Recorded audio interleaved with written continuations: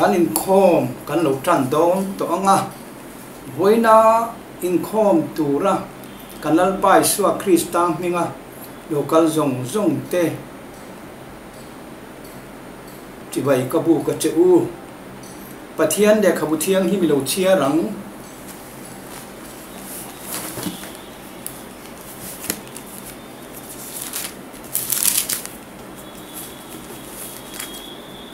ram zong te u lalpa choi mo in lim takin aw ro u lom chungin lalpa rong bol ula na sa chungin ma lo kal ro u lalpa chu pathian ni ti re ro u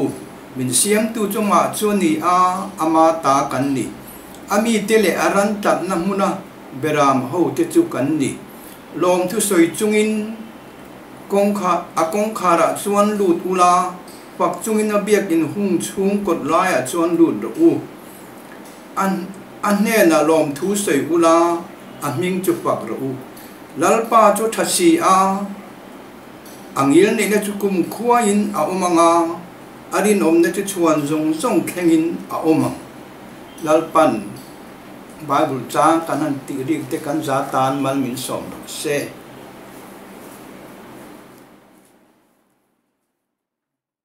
tran sak turin nula lalom chemical ni ilo somang pathian tu thiang lim ilangai thlang u Deuteronomy bong somthom pakhat chang riat tin imma shoi tu chu lalpa ani anga ihne na a omje langa ati thlon lawang che a kalpo akal san top lawang che law so la jam hek su ati a kan bible chang chartem ma somas chung chayang o lalpa kan pathian roina in khom na hon chatak te min pe a lalpa tun lai borak chatak kara hetang hon cha min pe kala awangin inhe na lom tho karan soye kanun man tur zong te inhe na karan hlana pun chang tu tur te pon chataka an chan lo te an han bek the nang karan dile chung zong chui ku ta kan lai pai sa kristan men karan dile amen nula lan lom kimi thataka min ron tran saka wangin kan lo me tuna sufficient item hun kan lo ne nga nau pang Sunday schoolin min lo ne sak turin is ilo so mang tin tu thang ngai thang rong bung som pa thui chang ria chang som in mai ton nongot lo chu tu ma eng ma ba su o mani mi shu pe ngai tu chan ta cho so fam kim tok si a heng u re su twal that su u su ot su ti le tu pe dang lo om rang te hi nang ma in hang angin i wang ta mai tu ran ti han a khai khom rak si a ma na in veng te ati kholongai lo wa chu wangin na hi dan so fam kim na ni le pa thona sam se amen nau pang Sunday school special item thatak min ron nei saka wangin kan lo le ani una tholom khon na te kan lo nei don to anga kan tholom te kan la khom chungin la CMCS buami number pakwa na kan sa anga tholom te chu pathian hne na lan na cả đâu này anh à lấy lệ van thiên sông te ain lấy lệ van thiên sông te ain cả lỡ ba cross cả chuanga suta chuanin cả lỡ ba chu cả aya thi vangin chan dam tu ne na kai pe anun na min pe vangin mangai na in ka choi mo yang sa tuan ram ka then thein kamit mu le ka ben shioten swalama min te ma se tharau thiang le mit min shoyam ne na chu ka tani chandam tu ne na kai pe anun na mi pe fangin mangai na ka choi mo yang sa kuan rang ka then tegin kein kho vel ka khen beta kho velin min khen beta kalal pa cross wan sung zelim lei ram hi ka chua sanam chandam tu ne na kai pe anun na min pe vangin mangai na in ka choi mo yang sa kuan ram ka khen khenin o chandam tu min shuai zela dam lai kong chu cho ba ya itlan sa te lor hu na kei bo min chandam tu ne na kai pe anun na min pe fangin mangai na in ka choi mo yang sa tuan ram ka then thengin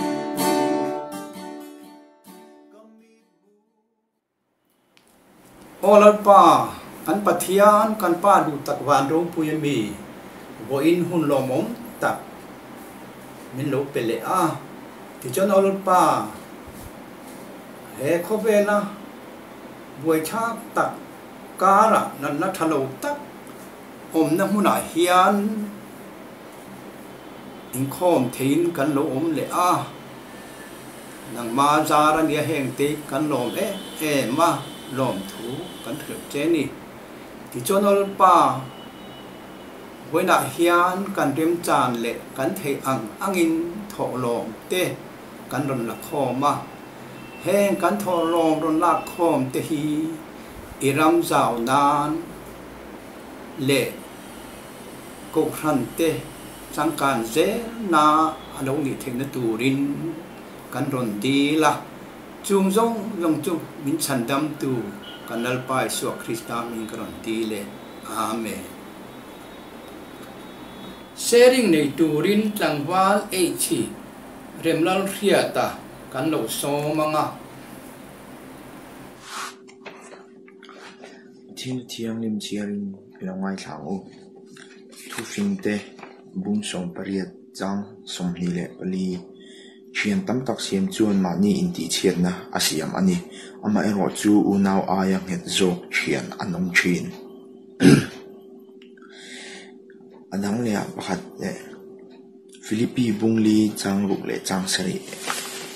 thu ni lo chiang enga ma mang ang su engki ma chung trai le dilin lom thu shil tel zelin indu na te chu pathian ne na shet tirin omzo rose ti chuan pathian thlamuan na rilu reng renga shet sen lo khan in thin lung le in ngai tu na te chu Krista Isua chuan aven sak ang cheu athu kan sia tang te la kan sa tan mal som sak rose ole ma sain Yesu Krista min ti bai bu ka chu hei bek ina te shi chalaw awangin mani in lama te pon lam chu theilo awangin bek in lama te in khom na hun nei theilo maila pathian ka shroina zara hei shroi tu te kal tlangin YouTube pachangin in khom na hun te kan han nei le theina hei te along me ma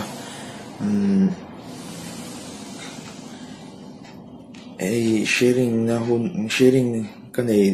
tur meron shilhan pulau ka inti em ka phur em boka ke ai cha tak soi thiam tak le mani testimony te po nei cha tak te an om nual ang ti karinga amai ro chu ke te lun me han thang a ka phur em phat em kha chu ka she thau mok sia amai ro chu he trong trai nen pathian kai shoi na nen he sharing karon nei don nia tiang hun hi ka nei ang hai lawa trong kam ka thiam lo em ka thuron soi tur de po hi tlema mi zo trong tik lau ka mang emo kalau trong bala deu ani point ngai thlang dam mi lo thiam sak ula ino she thiam sam don nia when hian thu tam tak ron soi po katum lawa pathian thu chu ke ai in she vek in ke ai shiale ke ai soi thiam deu vek in ni karinga voina karon soi tur hi bible chang karon tar lang thau rualin amaro chu Christian na bua ami ka du mai le so kan chen chaber ti la Christian na bu number sa som thum pathum na achanga tilron soi ka duwa le so kan chen chaber ani thei dan kong ni chu bible chiar a trong trai i ania chen tam tak kan nei karinga chen chi sang chen kantana rinom te kantana in pe te kantana engkim kan shil ngam na te kantana kan lungai changa min nem thiam tu le kan harsana kan shil borbor ngam na chen te po kan nei chiwina rinom chung te chuan chung kan chen te chuan eng tik lai point kan bula an omin endik lai pon kan bulan ron om reng thei don lo ani ti shethar leila chuta tak chuan engtik lai po kan bula oma min thla thlam ve ngai lo tu li suwa hi shethar leila kan chen chabera pum tlangila li suwa kan chen chaber ani thei dan ka soi tong khan trong chai na hi trong trai na hian thila ti thei em trong trai na hi ama kan kum le ama kan biak thei dan kong om chun ania he emi apoi mo em trong trai hi kan nun ro lai ber le kan nun ruak lai ber po Christian tana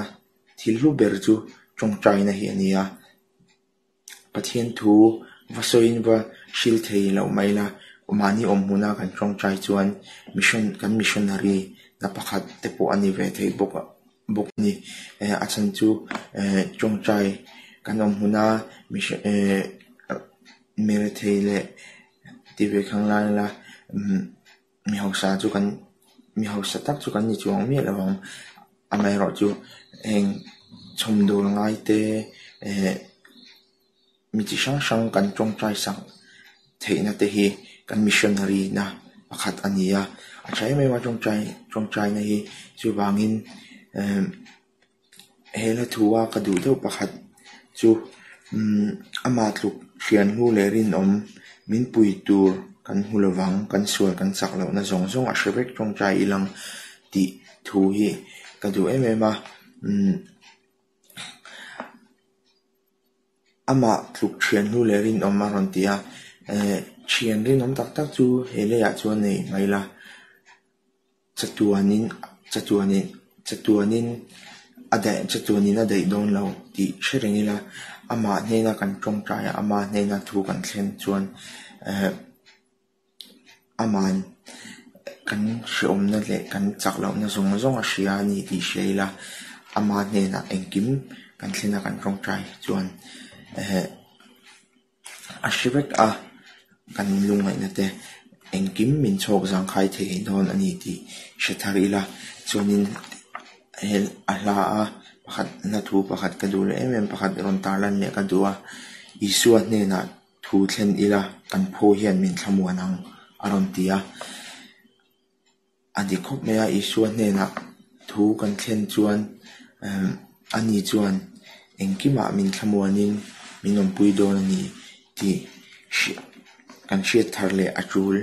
le ala li su bak chu min thlamuan tu tur anom lo ni ti shebuk ila kan thrin thaber ani ti kha pum tumila kan chong chaya ama kan haya ama engkima thu ama kan thlen chuan ani chuan kan that na turin engkim ati chin ani ti she tharila kan du zong chu ti hian kan du zong te thlenila ani chuan engkim acha lam ani chuan kan chong chai na te kan du zong te min ti sak kan chong chai na mangin aron chang do ani ti she tharila chong chai na hi iwar tharila heitun anglai boruwa ka po chong chai hi inlama mani omhuna te kan chuak tam theilo ni ti she tharila hemi hi advantage la in chong chai tam ila mani omhuna mi te tan ke mani tan le mai ba ka mi te tan chong chai sakila abikin rampon lama athian tushila missionary tan te hian chong chai sak le zoila mani omhuna kan missionary ve theina chun ani ti she thar bokila chuan atop nan chuan pelo chung po kan chong chai bible chang kan chiar sang ti hian kan nuna mi te hmuah lang lo ma sela kan chong chai ni tin kan chong chai ama kan bel tla chuan kan nun chung rila hian alo lang ve mang ti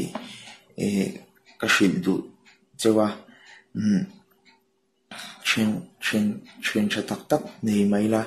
ama tluk thian lu le rin kan nei chuang lo ni ti shithar ila ama kan biak theina thaber chu chong chai ani ti sheila ama bak lo chuan min pui thei tu tur engkima min pui thei tu tur a lo ni chu wangin chong chai hi iwar deuh zelang u ti chuan ani chuan min thlamuanin min pui reng dona kan chong chai na che chu chanin a reng don ni ti karon soidu a thu ka thiam lawa in du aya kalau soi fe to lo ni chuan in she thiam na karon ngen bok ani athu kan soi le kan share tel pan kan zatan mal min som sak ro se amen tlang wal rem lal khriata sharing thatak min ron ne saka wangin kan lo me tuna special item turin tlangwal siwanal khriata ilo so mang u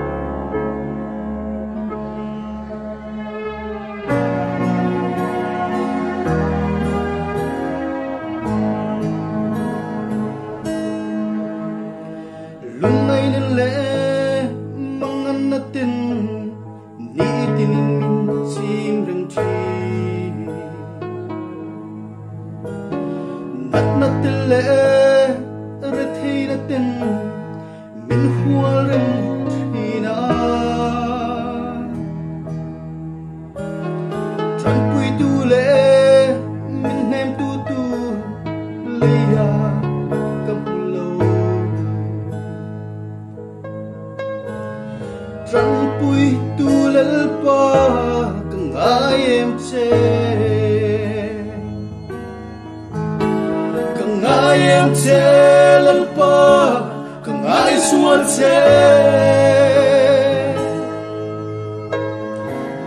hiang himna kam musilo lungai le mang an re thei na song ko Yesu ikianga about ang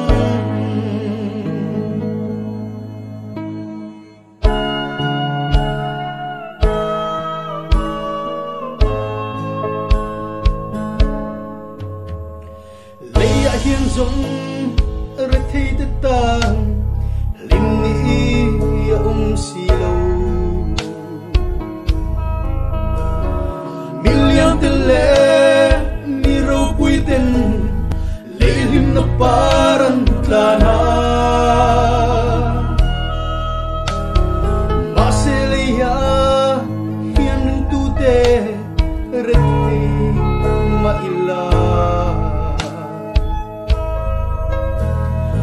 Isuan hena chuan kan lim to ang Ngai em che lalpa ngai suan che Leia hian himna kam silo Lungai le mang a re thei na song po Yesu ikianga apoto ang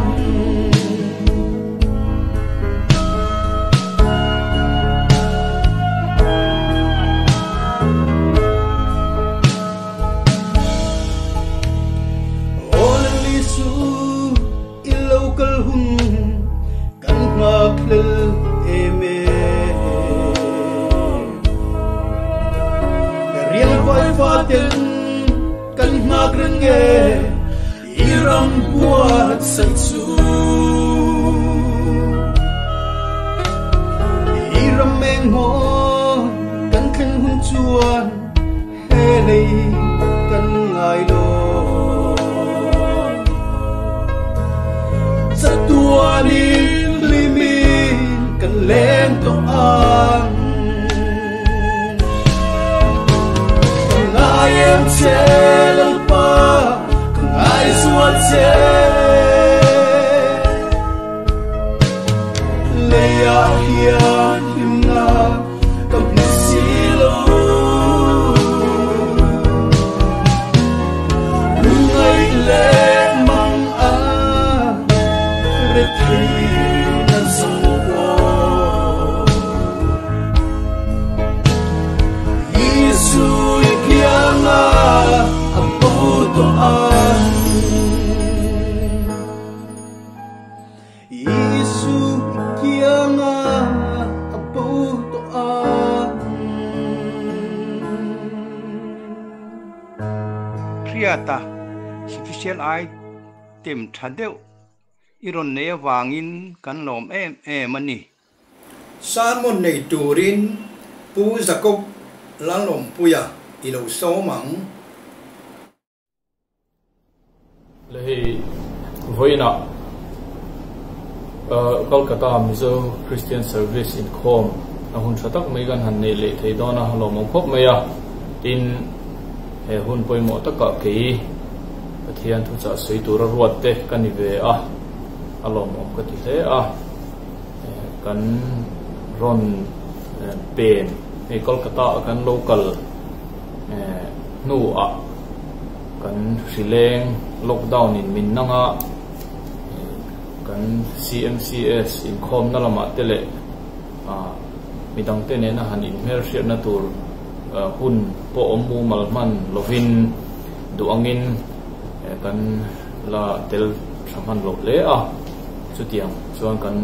ti nok nok na kara hoin ni kan thenga kan ril ru te po engemaw chena alami khwal lo thei lo na la yo ma tin member te po in min la chiang lo tam tak te po n omin karinga chutiang kara chuan du sak taka kan ho tu ten kan hroi tu ten voin ang hun min han pe a min han chantir hi thin lung takin kaloma amasa in lom thu te po kan soidu a tin kan lalpa Iswa Krista ko san ho lu le nei tu ningin voina hianin vain chibai kabuk chewa kanin khom lo chim tu zong CMCS sungami te member ni mek le member lo ni to thin te po kan omin karinga pon lamami te po voina hian inzawain kan lalpa Iswa Krista hingin chibai kabuk chewni hei fileng le akai noi thu te kan ngai thla photo thina choni masa te masalama te po thu thatak tak kan ngai thla a kan mun dang atang te poin anianga thmon na thu te hetiang ang huna ring tu te om dan tur te pathian thu thatak tak lokwi om tak tak te kan ngai thla photo thina thmon na thu cha te chuti lai chuan voina hian enge kan ngai tu hawang o ti karil ruwa a oma a hrileng kai hnoi lampang thu han soi te poril ruwa chuan alang a chuti rualin hei biak ina kanin khom theilo na hun enge mo chen ani ta a ka fiat sol lo chuan voin hi chol ni voi som ni na chia vel ni in ka ria a chutiang angte kan ni lai chuan pathian chibai bu ti hi karil ruwa alang lian ang ren le a biakina in khom theilo wa mani huna in khom na hun te manga ti kan ni awangin pathian chibai bu ti thubui hi voina kan ngai tu howatan kan zir howatan kan thang duwa hei CMCS in khom YouTube mga online in khom kan nei hi kan ti tha ka ti hle a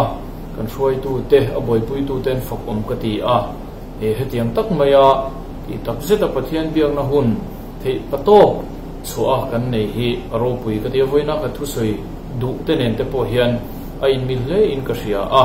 kan zai na hun rem chang han om te in special item har sat te lu nen thei patop chua kan ti thin te aro pui ka ti a voina thu soi tur te po hi min ti pur sot nge ani amasa in pathian thu thiang him ngai thai lam hun thumami bible chang han chiar ka duwa kan chiar zaranga pathian thu thiang him ingai tha ang luka bung som hi pakhat chang khataranga changli luka bung som hi pakhat chang khataranga changli tin adak chuaka mi hausa ten tholom boma an tholom thlak lai mu a tin mei thai re theite tu emodar tang ka dere pani ron thlak a mu boka ti chuan ti tak zetin ka hrila cheu heng zong ai hian hem mei thai re theite hian a thlak tam zo heng zong hian an nei liam mi tholom an thlak ani ani ero hi chuan adu lai tak a in tun na tur ani chunte a thlak vek ani ati a tin mathaya bung som ni pani chang som thum pasaria mathaya bung som ni pani chang som thum pasari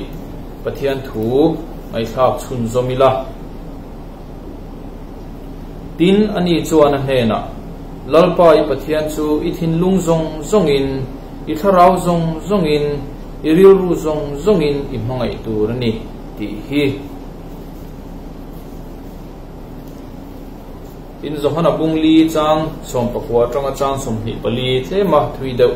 kan chiaranga zohana bungli chanchin tha zohana zia bungli chang som pakwa tanga chang som ni pali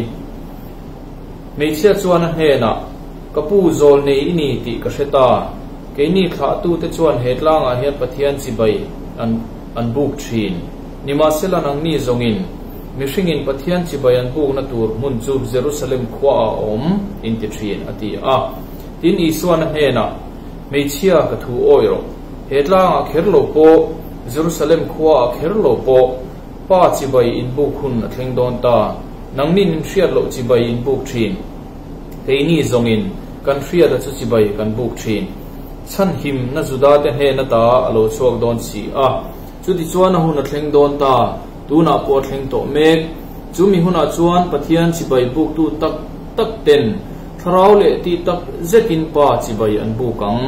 pa in chu tiang mi chu a chi bai buk tu turin azong ani pathian chu tharau ani a chi bai buk tu ten tharau le ti tak zetin chi bai an buk tu rani ati a pa in chu tiang mi chu a chi bai buk tu turin azong ani pathian chu tharau ani a chi bai buk tu ten tharau le ti tak zetin chi bai an buk tu rani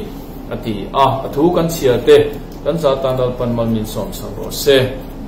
amen pathian ma ku ni ni trong trai ang u lalpa kan pathian min hmangai tu voina in khom na hun tha hun duam tak mai min siam saka kan lom ma lom thu kan fil che ni kolkata mizo Christian Service min shwai to na te kan hu a lalpa hun har sa tam tak pal tlanga tun hun min shwai thlen dan te kan hu a in he service hi nangma mo tu nangma ngai tu tam tak te ta namal som na lo ni to thin dan te po kan ria a lalpa voin ni a po hian iom puina kan donga untra kan nei kan lom lom thu kan fil che ni he shileng kara hian lalpa kanom na mun thewa nangma chi bai buk dan dik nangma chi bai buk dan tha thinlung le ti tak seta ima aku na nangma chi bai buka i khongai na le isa ngai na te aw phatu khopa lalpa i lam kan lo hoi theina turin heng kan in khom te i thu kan ngai thak tur te himal min som sakang che iso krista ngin kan di le amen le kan ngai thak tak ang khan hoina hian pathian chi bai bu na pathian chi bai bu ti thu kan ngai thado na han ngai to howila kan ti kha ani a he biakina kan in khom thei lo nan chen kan soi tak ang khan choli voi som ni lai lo ni ta a ati lama khan chuan lockdown an nia biakina kan in khom thei lowama ni ina kan tia kan ti uluk viau maya tam tak chuan in chei na thlengin an ti a mani in chunga tholom te kan khona program muma tak nen kan han ti a alo reitel tela kan in thada deu hretem o ti thei in a oma chutiang chu kan ni ve em ka shelova tin hei khovel thiam na te alo sang to a khatiang anga kan ti nuwa khan online in khom te then chuan zoom hangting kan ti a then chuan hei YouTube pa te chutiang chuan then kha chuan a voice nen chuwa WhatsApp mangte ati te po an oma pathian thu kan in share ton na khatiang angkha chutiang chuan kan kalpui chho zela kan kal zel na hian biakina in khom theilovin he munthrin khata phei chuan biakina in khom hun to lomi hantia biakin in khom lam du viot o thom te po kan ria a tin chutiam ani mek lain kan in khom na le kan ti thin dan te po le mangaya nei te na zia te po alangem ti te angai to theya are tu la khang awang khan vo innia hian pathian biak na chungchang hi karil ruwa alian ang renga an ngai to huila kan ti a marpa ta ati ratanga thatta kati takzeta in chunga te tin midang te na manrem chang manga in khom na hun bot sai tam tak kan om chu karing chuti rual chuan atam tam tak hi in kha da le ti deuh mai kha kan om thei na hriata chung te chu koina hian kan in enlet na tur tan man ruwa ate po han mangila atha ome hei ring tununa hian tin khovel in tlan siak na konga po ani thowa ring tunun le khovel in tlan siak na konga hian in thla da zia hi a huat thal le a in thla da nun hi ngei om tak ani mani tan chau apoi lawa in thla da nun chuan midang ati boi tela ring tununa po ani a ko shana te po ani a ring tu amhinga ni ve si amhinga rongbol tu ni ve si in thada deuh mai an om chuan kan om chuan midang rongbol na ati buai ani rin lo thei lo rin ve tak thei bok si lo ang chi te tin khovel in tlan siang na konga po ani thowa office a tho ho na te thil dang ate po in thada nun hian chuan mi ati buaya teamwork te ani thina wangin mani chau tan apoi lo midang tan apoya angei omdu hle ani ti kha kan hriat thiam karinga kan pathian biak na konga po hian in thla da nun hi apoi ma midang ati boya apoi berchu mani tan apoya ringtu kan ni na kan lan chhuwa zo lo pha na ani fo thina atam zo khian chuan kan pathian biak hi kan hrechiang lo te po ang fo thina ni dan angin kan ti amoi china kan du tok fo mai ni te ina langa kan biak pathian angai ring lani si kha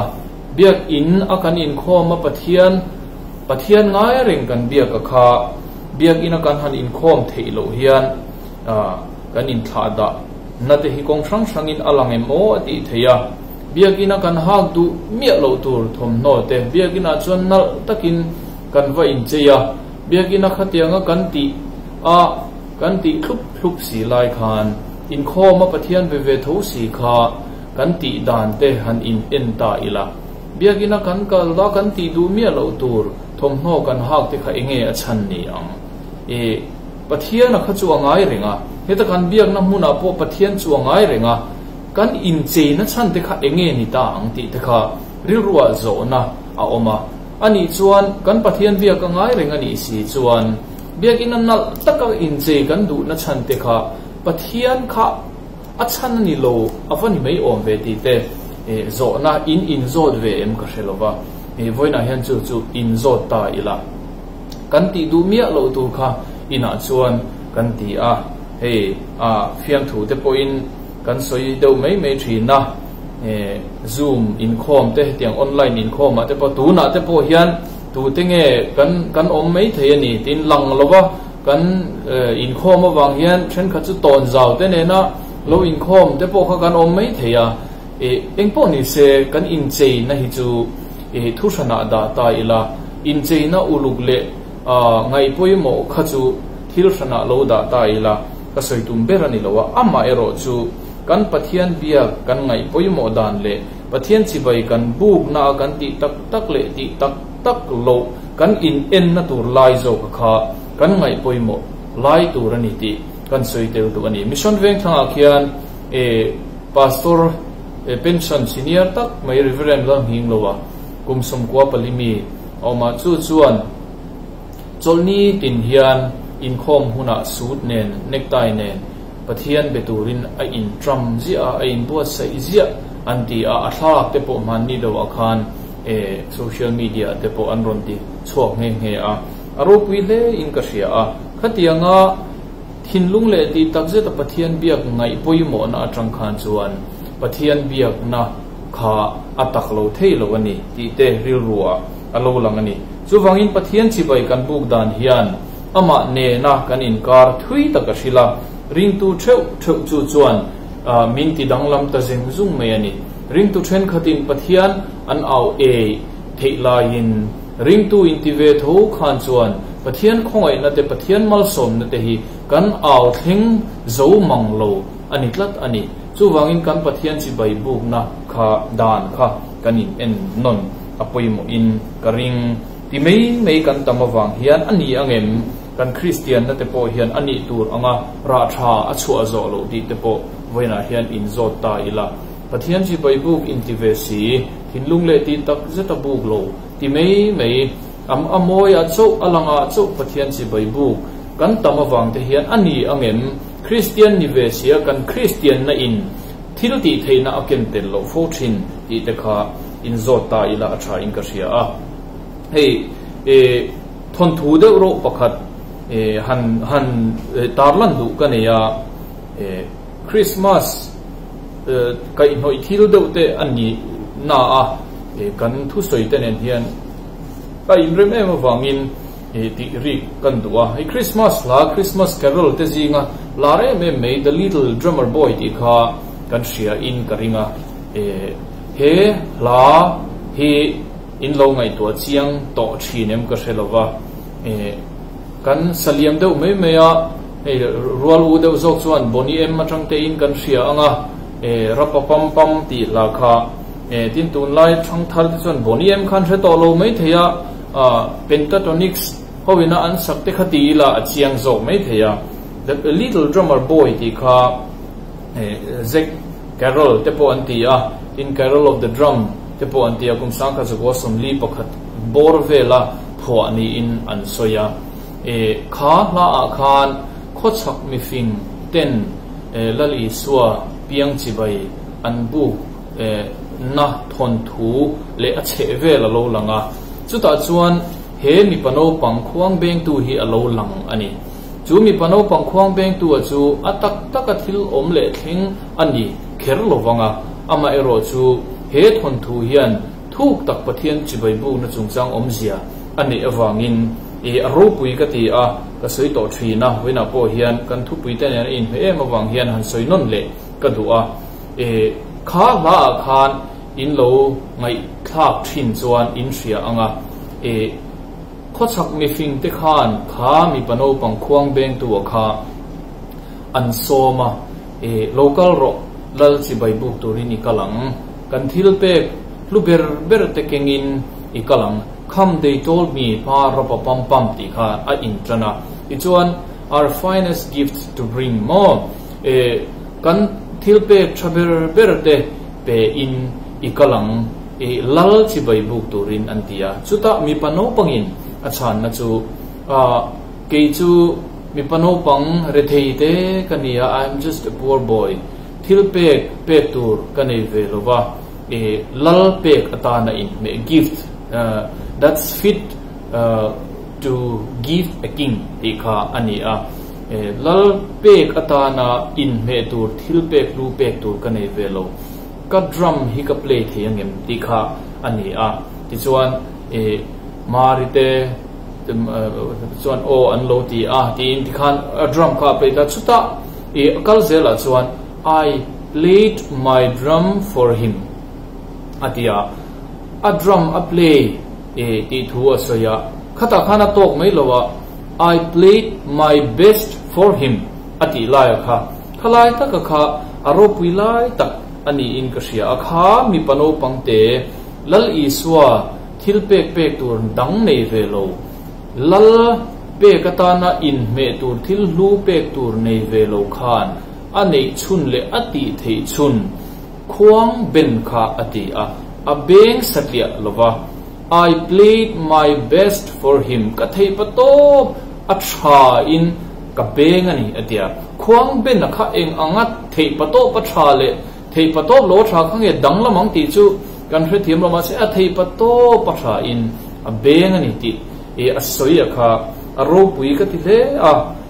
chu ala tok mai lowa at do ta khan then he smiled at me ti kha omani chu chuan thu tam taka soin ka ria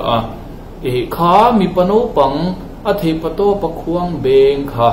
lal I suan alloma anui ani voina po hian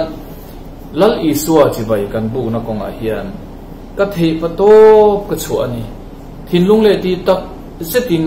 ka pathian hi chi bai ka bu kani thil pek lu pek tur kanei lo thil ro pui tak pek tur kanei lo talent ro pui tak kanei lo ka zai thiam em san lo thu soi ka thiam em san lo ka ho sa lo thil pek ro pui pek tur kanei lo ma se ka ti thei chun nen hian thei pato ka chu ani bible chang chiar ka ti thei chun ania thinlung le ti tak zetin ka chiar ani tin khoyam special item ne lo din ve kha ti thei chun ania thinlung le ti tak zetin ka ti ani lo tel ve lo ngai thak ve ringot thi ka ti thei chun ani chu thinlung le ti tak zetin ka ti ani kan ti em khatiang anga kan ti thei to thinlung le ti tak zeta the best kan pe khan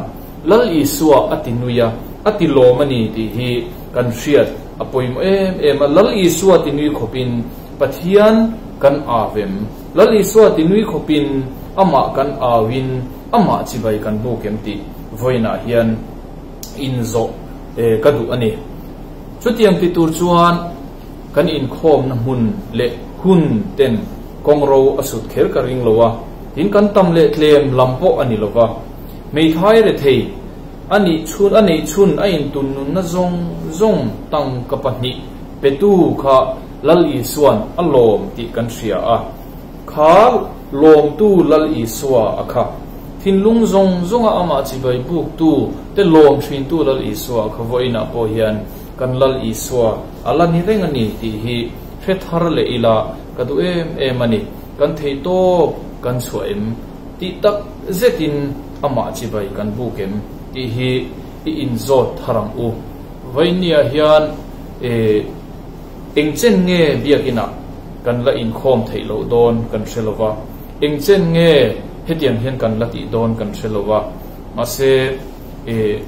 Bible kan hu angkhan Jerusalem a cho lo po pathian kan biak na hun athleng mek zel kanom na huna pianga hian pathian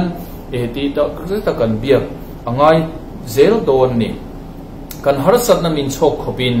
kan thlaphan na te min thlamon khopin pathian ngeng chhun khophian ama chibai kan buk zovem ti hi shria ila kaina le abela chibai buk na ate po injil tur kan nei ti tak zet chibai buk tu le athaber pe tu kai abela chu la pathian in lo ma chuti rolin chibai buk ve tho le thil pek pe ve tho kaina ti tak zeta athin lung zong zong le anei thaber hlan ve lo tu chunga pathian ri luput mangpo kan shria a chuta tanga tak chu trang te chuan injilila tun hun hi hun tha ani ti shria ang u toite a illustration pakhat kan soile du chu hei kan fapa te berjep tha hi kumruk ania tu na hian cho a don le zan budon hian atong traya la acham thina atong trai don hian abula bing cheng zeu amo engemo anlong hian angai theilowa ati theilo thina chung khat phei chu a choi tur atong trai don kan lo ti tia kan lo bing cheng dewa thinrim deuh hian lo bing cheng su pathianin a hre theilo atia kan nui deuh ham nge a ma se chu chuan omze thuk tak anei ni in ka hria ka thinlunga hetiang zong hian thu asoya no pang thu soi ani a ani na ngai to na chona beng chen khan chon pathian in a hret phalowang a hret theilowang ti a hlawa distraction omawang khan I khan me ma se ke ma ni a po hian hovel ribeng cheng noi kara pathian kan bia atam tak hian chuan kan bula beng cheng te hi kan ngai theilu to ka kan bula beng cheng te enga ma ngai lo le ngai poi mo lo hian pathian kan biak na nen kan cho pola pathian hi kan au zo lo thina ni ti te ka karil ruwa chu tiang ang chuan a thoka chu wangin kan bula ribeng cheng te hrekur chung si a le chung te in ti boi tir chung si a pathian kan biak chung hian chuan kan pathian hi kan au zo thei tak lo kan bula beng cheng te pai ila khovel thil beng cheng te in ti boi tir lo vila ti tak zetin pathian hi kan beturani kan chevel thil thing te lungkham na in min ti boi lo sela pathian chi bai bu hun tha a tun hun hi I chan ti rang u koshan angin chungkwa angin mimal angin ti tak zetin pathian chi bai bu kila kan thei patop kan best ipe ang u chutiang chuan kan pathian hi kan au nge yang kan tinui nge yang ti hi voina kan in enfiale kan zir thar atan katu mani pathian chu tharawani achi bai buk tu ten tharau le ti tak zetin chibai an buk tu rani lalpana thu kan zatan mal song ro se amen pu jacob lalom puya salmon thata minron nei saka wangin kan lo me pathian choi moi nan le kan na nungatan Christian labu number za pariat na kan sa anga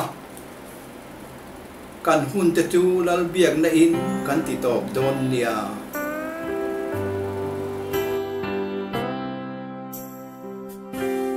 Shin kan jin kong a hia kan ngai che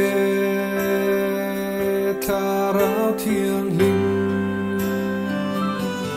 min kai la chu van kana thlen thlen dam te in min shuai zero thu ro ya zai dam ne kan thim lu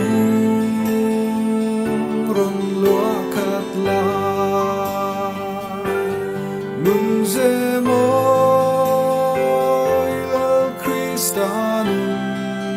moi ta ka ni tin min zu tiram che Karau thiang hình cha muôn tu dư tir tu như lấy ber chu thiang hình na xuống hệ na nu min ta tu vang khen khen in min shuai ro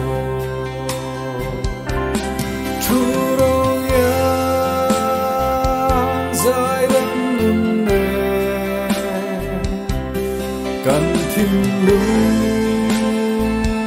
rong lúa khắp lá lung dê môi lo Christan mỗi ta khả đi tin dù tí răng chê ô vàng khí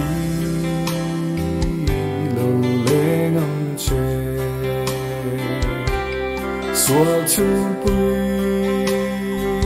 dinh chém kia la Cầu sông hấu tê min tì hơ thảo lệ Xua đâu ra cần ngắm lê ai Chú đâu ya dài đêm Cần thiên lung rong lúa khắp lá lung dê môi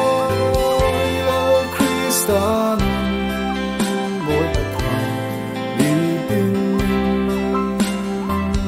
dù tí răng chê